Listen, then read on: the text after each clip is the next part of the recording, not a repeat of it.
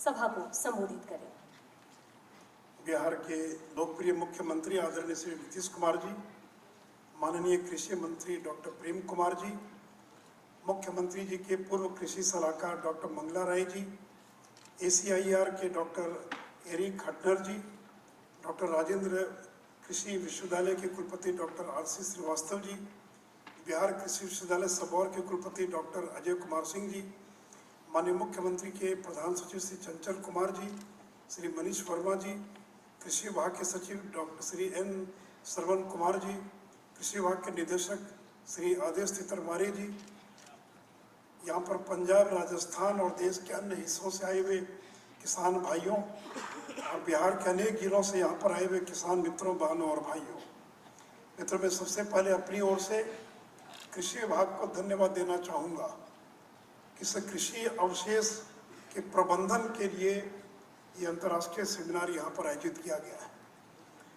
मित्रों, आज से 4 साल पूर्व हम लोग जानते भी नहीं थे कि बिहार में किसान पुआल को जलाने का काम करते हैं, लेकिन पिछले 2-3 वर्षों के अंदर धीरे धीरे पुआल को जलाने का ये काम बहुत बड़े पैमाने पर होने लगा है।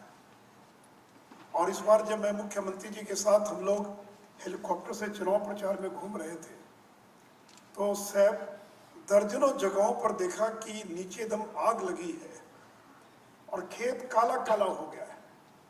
और उसी समय माननीय मुख्यमंत्री जी ने कृषि विभाग को निर्देश दिया कि इस पर अभियान चलाया जाए। आज मुझे खुशी कि अब पंजाब के भी किसान बड़ी संख्या में आए हुए हैं जो इस विपदा का बड़े पैमाने पर मुकाबला कर रहा है। मित्रों, जैसे एलोपैथिक दवा में होता है कि एलोपैथी की दवा लेते हैं, एक बीमारी का उपचार होता है लेकिन 3 नई बीमारियां पैदा कर जाता है। तो मुझे लगता है उसी प्रकार विज्ञान के अंदर एक प्रयोग होता है और 2 नई समस्याएं पैदा कर जाता है। जब बिहार में और देश में लोग हसुआ से फसल काटने का काम करते तो इस पराली को जलाने का कोई संकट नहीं था, लेकिन जब हार्वेस्टर से फसलों की कटाई का काम प्रारंभ हुआ तो किसान बड़ी मात्रा में फसल अवशेष को जलाने लगे हैं। और मित्रों, 3 बड़ा संकट इसके कारण उपस्थित हुआ है। एक तो वायु प्रदूषित हो रही है, पर्यावरण प्रदूषित हो रहा है, दूसरा स्वास्थ्य को नुकसान पहुंच रहा है और तीसरा जमीन की उर्वरा शक्ति कम होती जा रही है। और मित्रों, अभी मैं देख रहा था कि मंगला राय जी और बाकी लोगों ने कि 1 टन फसल अवशेष को जलाने पर कहते कि 2 kilogram sulphur dioxide, 3 kilogram particulate matter, 60 kilogram carbon di monoxide, 1460 kilogram carbon dioxide और 199 केजी राख पैदा होती है।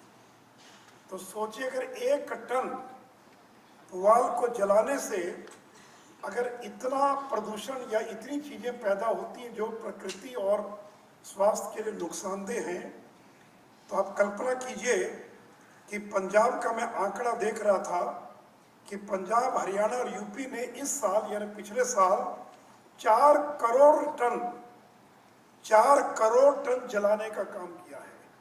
तो अगर 1 टन से इतनी गैस और इतनी राख पैदा होती है तो अगर पंजाब, हरियाणा, यूपी ये 3 राज्य केवल जिन्होंने 4 करोड़ टन जलाने का काम किया है। और मित्रों, मैं बिहार का आंकड़ा देख रहा था एक पत्रिका में कि बिहार के अंदर भी पिछले साल 32 लाख टन और ये फसल अवशेष को जलाने का काम हुआ है। तो इसलिए मित्रों, जाड़े का समय आ रहा है और ये जब धान की कटाई होती है उसके बाद अक्टूबर-नवंबर महीना आ जाता है और सबसे ज़्यादा जो वायु का प्रदूषण है, जो वायु की गुणवत्ता है, आप देखेंगे कि नवंबर, दिसंबर, जनवरी, फरवरी में वायु की गुणवत्ता सबसे ज़्यादा प्रभावित होती है। उसका कारण क्या है? ये जो धुआं निकलता है, ये जो कण निकलते हैं और जाड़े के दिनों में हवा का प्रवाह कम रहता है, इसलिए जो कण है ये निचले सतह पर वायुमंडल के जाकर घनीभूत हो जाते हैं और उसे चाहे दिल्ली हो, पंजाब हो, हरियाणा हो, यूपी हो, बिहार हो, पटना हो, बाकी 9 महीना वायु एयर क्वालिटी ठीक रहती है, लेकिन जो 4 महीना है ये वायु की जो गुणवत्ता है ये सबसे ज़्यादा प्रभावित होती है। दिवाली आ रही है, लोग पटाखा छोड़ेंगे, उससे वायु की गुणवत्ता प्रभावित होती है। जाड़े में लोग लकड़ी जलाते हैं, ईंधन जलाते हैं आग तापने के लिए, और प्लस ये पराली को जलाना या अवशेष को जलाना। तो इसलिए मित्रों, इसका कितना बुरा परिणाम होता होगा आप इसकी कल्पना कर सकते हैं। और स्वास्थ्य पर जो इसका परिणाम होता है, एक मैं आंकड़े देख रहा था कि आंखों में पानी आना, 81% लोगों की आंखें प्रभावित हो जाती हैं। खांसी आना, छाती में कंजेशन होना, 34% लोगों को ये फसल अवशेष जलाने के कारण। 12% लोगों को रेस्पिरेटरी प्रॉब्लम, ये श्वसन से जुड़ी समस्याएं। 11% लोगों को आस्मा या दमा, ब्रोंकियल प्रॉब्लम, यानी यह केवल वायु को ही प्रदूषित नहीं करती है बल्कि हमारे स्वास्थ्य पर भी और इसके गंभीर और परिणाम हो रहे हैं। और से मित्रों, मैं ये कृषि विभाग से भी आग्रह करूंगा कि केवल किसानों को दंडित करने का प्रावधान करेंगे तो आप इसको रोक नहीं पाएंगे, वह भी प्रावधान किया जाना आवश्यक है। पंजाब में देखा कि 2 एकड़ अगर कोई जलाता और 2 एकड़ जमीन है तो 2500 रुपया का दंड का प्रावधान है। 2.5 से 5 एकड़ पर 5000 और 5 से ज्यादा पर 15,000 रुपये का प्रावधान है। ये जलाने वाले लोगों के लिए दंड का प्रावधान किया जाए, परंतु हमको दूसरे विकल्प खोजने पड़ेंगे।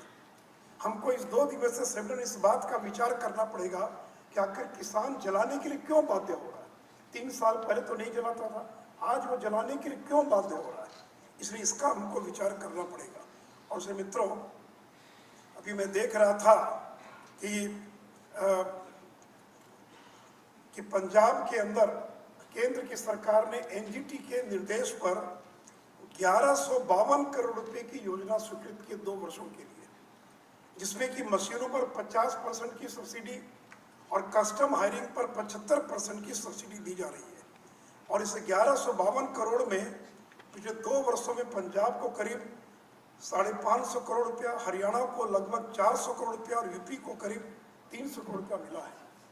मैं माननीय मुख्यमंत्री जी से आग्रह करूंगा कि भारत सरकार को पत्र लिखे कि अगर पंजाब, हरियाणा, यूपी के लिए भारत सरकार अलग से योजना बना सकती है कि जो लोग ये फसल अवशेष जलाते हैं उनको जो मशीनें हैं उस पर जो सब्सिडी दी जाती है उसके लिए 1152 करोड़ का प्रावधान किया है।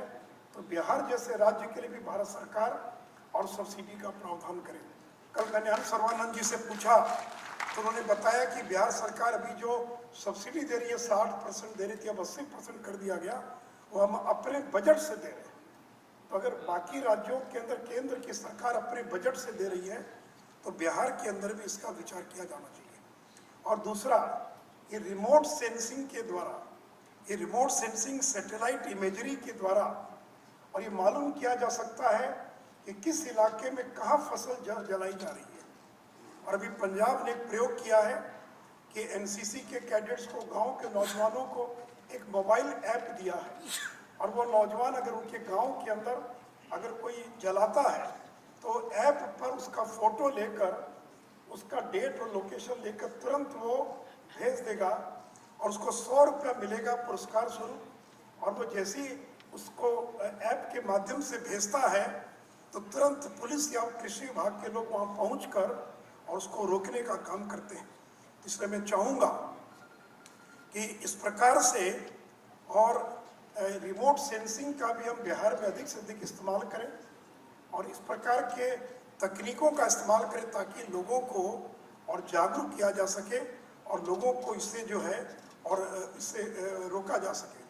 साथ ही साथ मित्रों, इस पुआल का वैकल्पिक क्या हो सकता है, इसके लिए कहाँ बाजार मिलेगा ताकि किसान को लगे कि हमारा जो पुआल है उसको बिक्री करने से हमको आमदनी हो सकती है।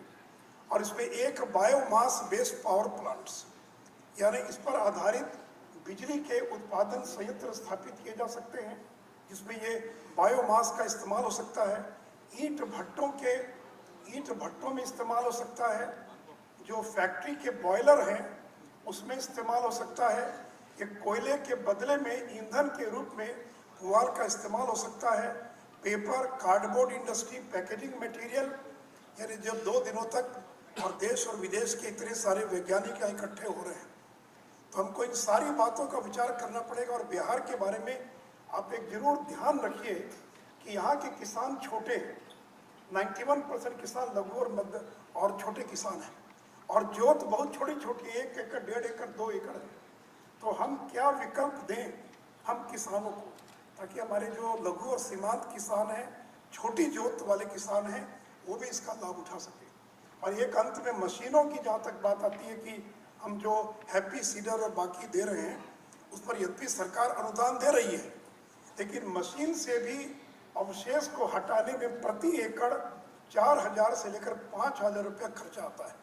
इसका भी हमको सोचना पड़ेगा कि अगर किसान मशीन खरीद भी लेता है 80% सब्सिडी पर, तो उस भूसे को हटाने में जो खर्च आता है 4 से 5,000 प्रति एकड़, उसका भी क्या उपाय हो, क्या तरीका हो सकता है। तो मुझे खुशी, और मैं माननीय मुख्यमंत्री को धन्यवाद देना चाहूँगा कि पंजाब जैसी स्थिति पैदा होने के पूर्व ही बिहार सतर्क और सावधान हो गया है, और अगर इसी समय हमने इसको रोक दिया तो मैं समझता हूँ कि आगे आने वाले दिनों में इसके बहुत ही सकारात्मक परिणाम होंगे। इसलिए मैं फिर से एक बार बिहार के किसान, देश के अन्य राज्यों के किसान और जो अन्य एक्सपर्ट्स यहाँ पर आए हैं, 2 दिनों का ये जो वर्कशॉप है ये उपयोगी रहेगा और आपके निर्णयों का लाभ बिहार को मिलेगा। इन्हीं शब्दों के साथ मैं अपनी बात समाप्त करता हूँ। जय हिंद, जय भारत। बहुत बहुत आभार। आप अवगत हैं कि जलवायु परिवर्तन के कारण उत्पन्न चुनौतियों से हमारा परिवेश लगातार जूझ रहा है। इन चुनौतियों से निपटने के लिए